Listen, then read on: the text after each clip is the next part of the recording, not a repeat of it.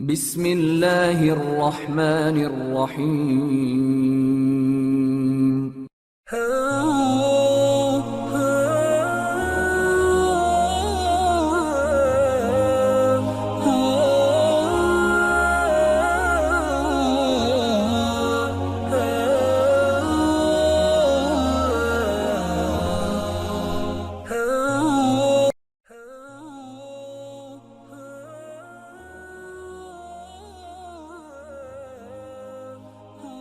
نبی کریم علیہ الصلوۃ والسلام کی ذات اقدس کے حوالے سے سلسلہ پنجتنی نے نوجوان نسل کی بہتر رہنمائی اور آگاہی کے لیے ایک سلسلہ وار پروگرام فوق البشر کی عنوان سے ترتیب دیا ہے۔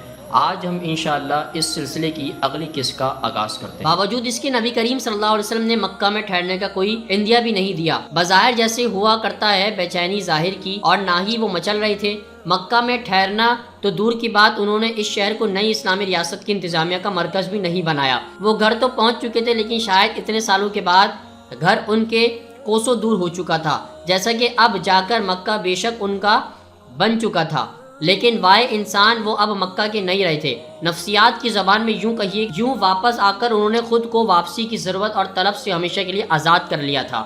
بلا شبہ مکہ ہمیشہ ہی ویسا ہی رہے گا، حرمت کا شہر، محترم اور عالی مقدس جگہ رہے گی۔ حنین سے واپسی آئے تو مکہ پہنچتے ہی حسب دستور عمرہ ادا کیا اور واضح کر دیا کہ وہ یہاں بسر رکھے یا نہیں۔ مکہ تعظیم جوں کی تو ماضی کی ہر طرح برقرار رہے گی، لیکن اس کے ساتھ ہی آبائی شہر سنگ مقراطیس میں صرف اور صرف 15 راتیں گزارنے کے بعد ہی واپسی کا سفر باندھ دیا۔ اب وہ یہاں سے جائیں گے تو پھر صرف ایک ہی بار یہاں واپس آئیں گے۔ مدینے سے تعلق رکھنے والے چند انصار اس بات پر خاصے آزردے تھے کہ حنین کے بعد مال غنیمت کا بڑا حصہ مکہ کے نامی گرامی سرداروں اور ان کے حواریوں میں بانٹ دیا گیا تھا۔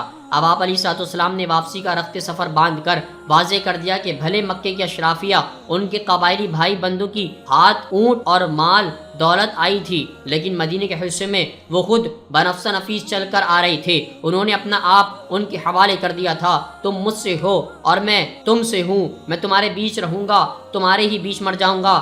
8 سال پہلے آپ علیہ الصلوۃ والسلام نے یہی وعدہ کیا تھا اور وہ اپنی زبان پر بدستور قائم تھے۔ چنانچہ جب آپ علیہ الصلوۃ والسلام مدینے کے لیے روانہ ہوئے تو سفر سے قبل مدینے کے لوگوں کو جمع کر کے ایک بار پھر اعادہ کیا، کیا تم اس بات پر آبلا پا ہو کر اس زندگی کی اچھی چیزیں تمہارے ہاتھ سے نکل گئیں، وہ چیزیں جن کی مدد سے میں نے لوگوں کو اسلام قائم رکھنے پر راضی کیا ہے؟ تمہیں تو خوش ہونا چاہیے کہ دوسرے لوگوں کے ہاتھ ریوڑ اور جھتے آئے ہیں، جبکہ تم اپنے ساتھ اللہ کے رسول صلی اللہ علیہ وسلم کو لے کر جا رہے ہو۔ کیا یہ گھاٹے کا سودا ہے؟ معزز دوستو، آج کی گفتگو کا اختتام ہوا۔